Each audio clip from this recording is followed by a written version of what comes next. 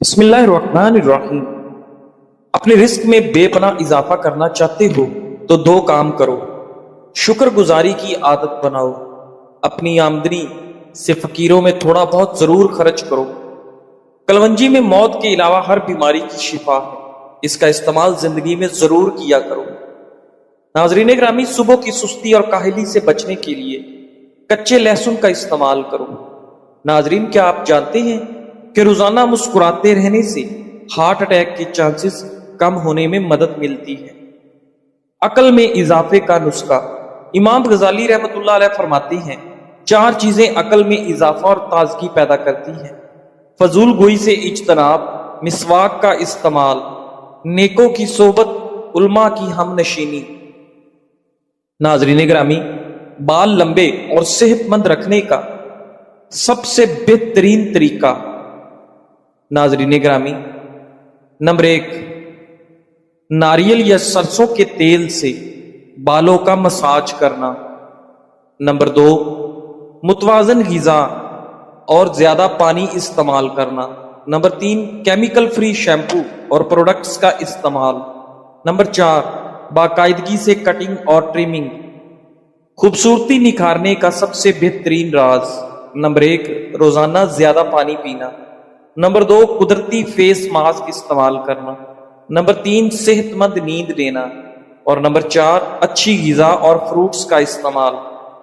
ناظرین، مردانہ قوت برقرار رکھنے کے لیے سب سے زیادہ مؤثر عادات: نمبر 1، روزانہ تیز پیدل چلنا یا ورزش کرنا، صحت مند غذا اور خشک میوہ جات کھانا، ذہنی سکون اور تناؤ سے دور رہنا، پانی زیادہ پینا اور ہائیڈریٹ رہنا۔ نیند نہ آنے پر یہ کام کریں، نیند جلدی آئے گی۔ نمبر 1، قرآن پاک کی تلاوت کرنا۔ نمبر 2، گرم دودھ یا ہربل چائے پی لو۔ نمبر 3، گہری سانسیں یا ہلکی ورزش کرو۔ نمبر 4، موبائل اسکرین بند کر کے آرام کرو۔ موت کے وقت شیطان کان کے ذریعے انسان کو بہکانے کی کوشش کرتا ہے، اور فرشتے انسان کے ایمان کے مطابق اس کی زبان کو کلمہ شہادت کی طرف رہنمائی دیتے ہیں۔ ناظرین، جب انسان کی روح نکلتی ہے تو آنکھیں روح کو جاتے ہوئے دیکھتی ہیں، اسی لیے ان کی پتلیاں اوپر یا اس سمت میں ہو جاتی ہیں جدھر فرشتہ روح کو لے جاتا ہے۔ پھر روح عالم برزخ میں پہنچتی ہے اور قیامت تک اپنے ٹھکانے کا انتظار کرتی ہے۔ دنیا کے طویل سال وہاں صرف لمحوں کی مانند محسوس ہوتے ہیں۔ ناظرین، سوتی کپڑے پر نمک چھڑک کر غیر ضروری بالوں پر رگڑنے سے اس کی افزائش کم ہو جاتی ہے۔ معدے کی تیزابیت سے بچنا ہے تو کھانا تھوڑا کھاؤ۔ ناظرین گرامی، جسمانی کمزوری بڑھ جائے تو کھجور دودھ میں ڈال کر رات بھر بھگو کر رکھیں، صبح کھجور کھا کر دودھ پی لیں۔ ناظرین گرامی، بینگن کی سبزی کھانے سے آپ کا خون کبھی گاڑھا نہیں ہوتا۔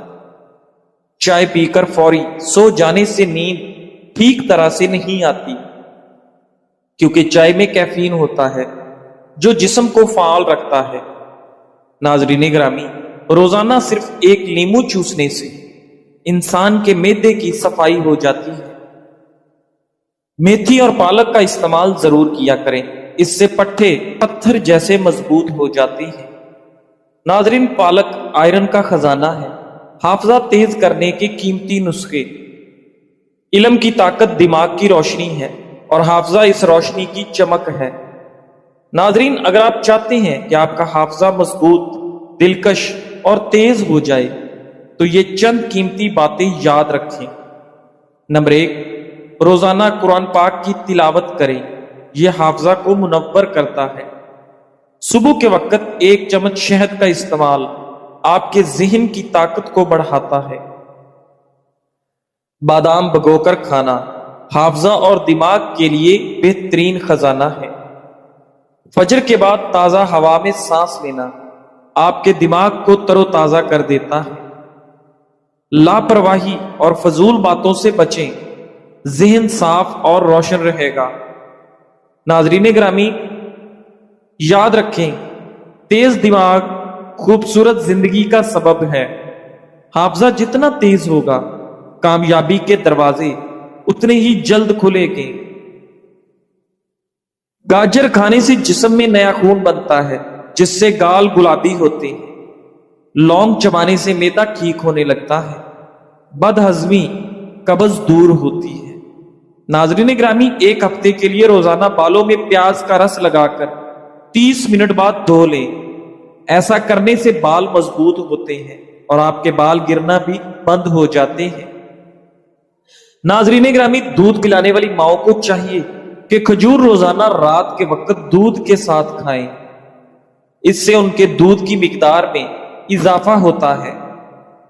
اگر غسل خانے میں زنگ کے داغ پڑ جاتے ہیں تو کپڑے کو سرکے میں ڈبو کر فرش یا بیسن میں خوب رگڑیں، داغ فوری طور پر دور ہو جائیں گے۔ ناظرین گرامی، موٹاپا ختم کرنے کے لیے 15 گرام سونف اور 15 گرام اجوائن کو 1 گلاس پانی میں ڈال کر ہلکی آنچ پر پکائیں۔ جب پانی آدھا رہ جائے تو پی لیں۔ اگر سالن پکاتے وقت غلطی سے زیادہ نمک ڈل جائے تو اس میں صرف 1 چھیلا ہوا آلو ڈال دیں۔ آلو تمام اضافی نمک جذب کر لے گا۔ ناظرین گرامی، ہر انسان کے 2 طرح کے دوست ہوتے ہیں۔ کچھ برے وقت کو بدل دیتے ہیں اور کچھ برے وقت میں بدل جاتے ہیں۔ سردیوں میں بعض لوگوں کی ہاتھ پاؤں کی انگلیاں اور ایڑیاں سوج جاتی ہیں۔ اس کے لیے زیتون کا تیل نیم گرم کر کے لگائیں، چند دنوں کے اندر سوجن اتر جائے گی۔ کدو کا استعمال چہرے کو جوان رکھتا ہے۔ صدقہ جاریہ کے ذرائع، نبی کریم صلی اللہ علیہ وآلہ وسلم نے فرمایا، جب انسان فوت ہوتا ہے تو اس کے عمل کا سلسلہ منقطع ہو جاتا ہے سوائے 3 چیزوں کے۔ نمبر 1 صدقہ جاریہ، نمبر 2 ایسا علم جس سے لوگ فائدہ اٹھائیں، نمبر 3 نیک اولاد جو اس کے لیے دعا کرے۔ صدقہ جاریہ، کسی بھی ایسی جگہ سرمایہ لگانا جس جگہ سے لوگوں کو مسلسل فائدہ پہنچے، جیسے واٹر پمپ لگوانا یا پانی پینے کا انتظام کرنا، مسجد کی تعمیر یا اس میں حصہ ڈالنا، قرآن پاک یا دینی کتابیں دینا جن کو لوگ پڑھیں، یتیموں یا غریب بچوں کی کفالت کرنا، ہسپتال، مدرسہ یا لائبریری میں تعاون کرنا، علم چھوڑ جانا۔ اگر آپ کسی کو علم سکھاتے ہیں، چاہے وہ علم دینی ہو یا دنیاوی، جو فائدہ مند ہو، تو وہ بھی آپ کے لیے ایک صدقہ جاریہ ہے۔ اچھی بات پھیلانا جو لوگ بعد میں بھی استعمال کریں۔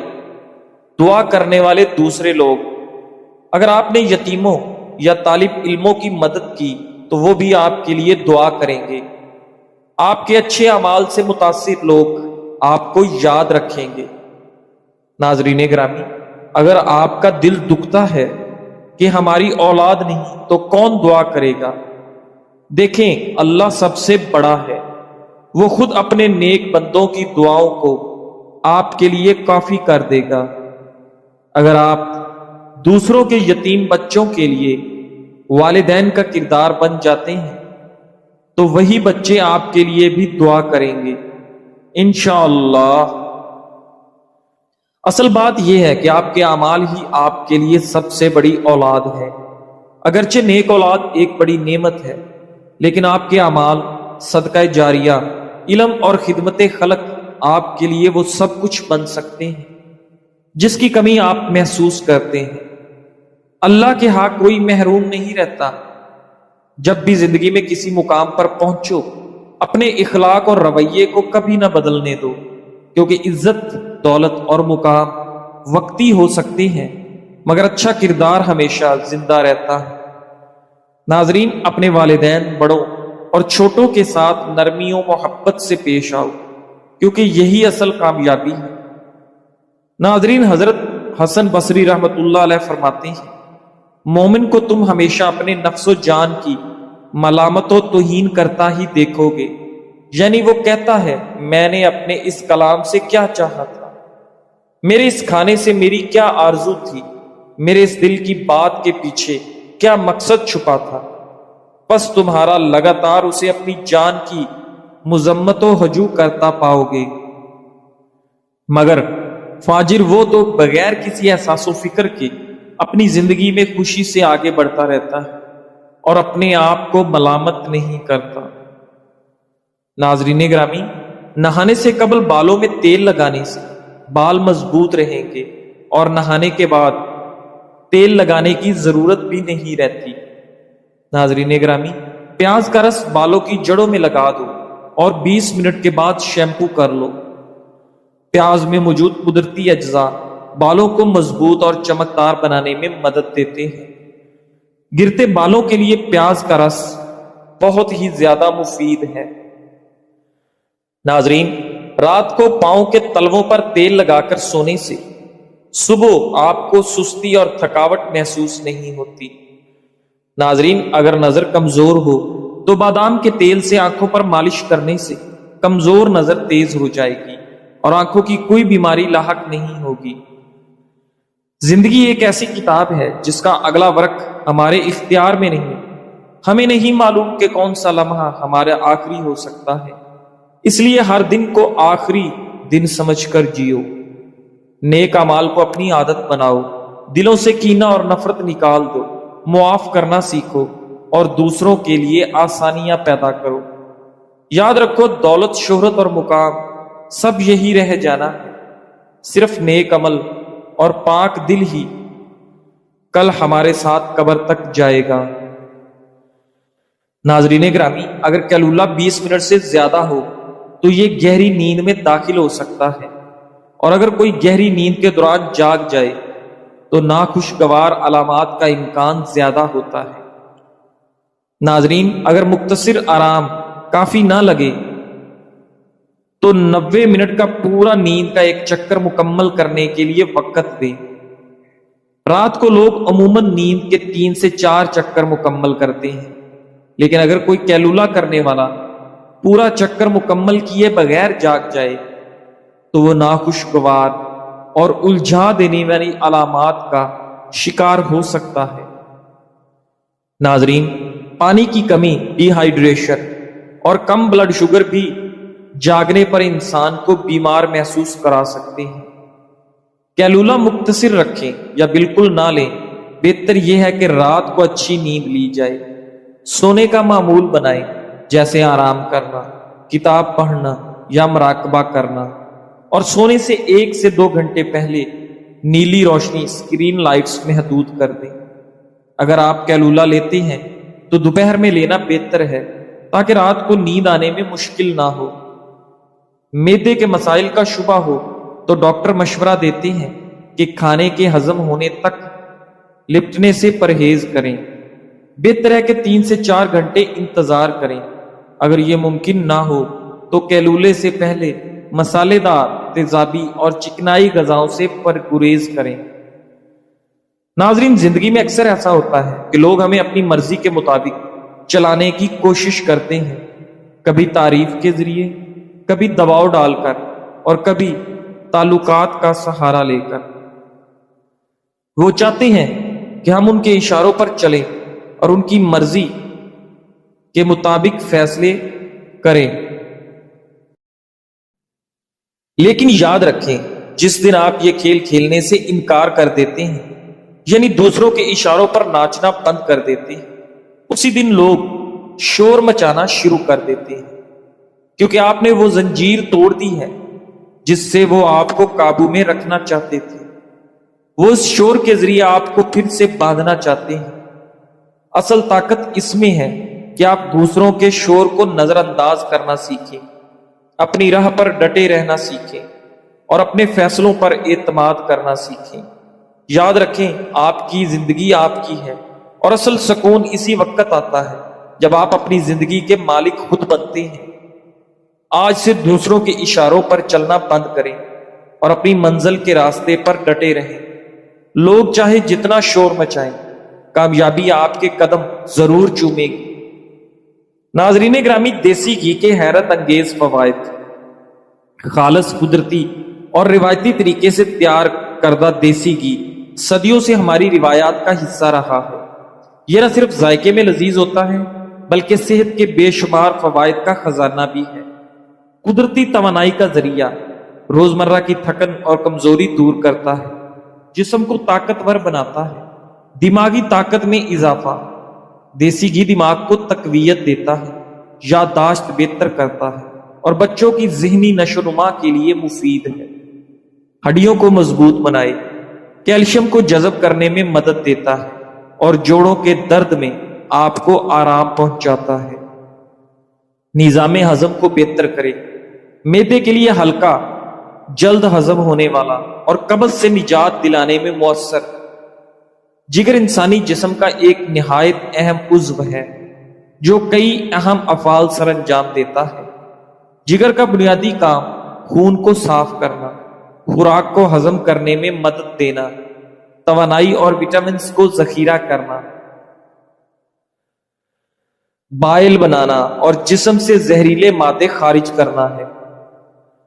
ناظرین، جہاں تک خون بنانے کا تعلق ہے تو بالغ انسان میں خون جگر نہیں بناتا، بلکہ یہ کام ہڈیوں کے گودے میں ہوتا ہے۔ تاہم دوران حمل جب بچہ ماں کے پیٹ میں ہوتا ہے تو اس وقت جگر خون بنانے میں اہم کردار ادا کرتا ہے۔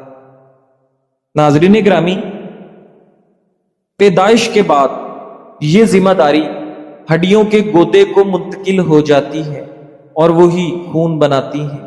لہذا کہا جا سکتا ہے کہ جگر بالغ انسان میں خون نہیں بناتا، لیکن دوران حمل یہ عمل جگر ہی کے ذریعے انجام پایا جاتا ہے۔ ایک ماں 9 مہینے تک بچے کا وزن برداشت کرتی ہے، پھر بچے کی پیدائش کی سختی برداشت کرتی ہے، دودھ کا خیال رکھتی ہے، اسے ہر طرح کی مشکل سے بچاتی ہے۔ کیا ماں کا نعیم البدل دنیا میں موجود ہے؟ کیا ہم اپنی ماں کا حق ادا کر سکتے ہیں؟ جس کے لیے ماں باپ سے بغاوت کرتے ہو، اس محبوب کی محبت کا اس وقت پتہ چلتا ہے خدا نہ خواستہ جب آپ لنگڑے یا اپاہج ہو جاؤ اور وہ آپ سے شادی پر راضی ہو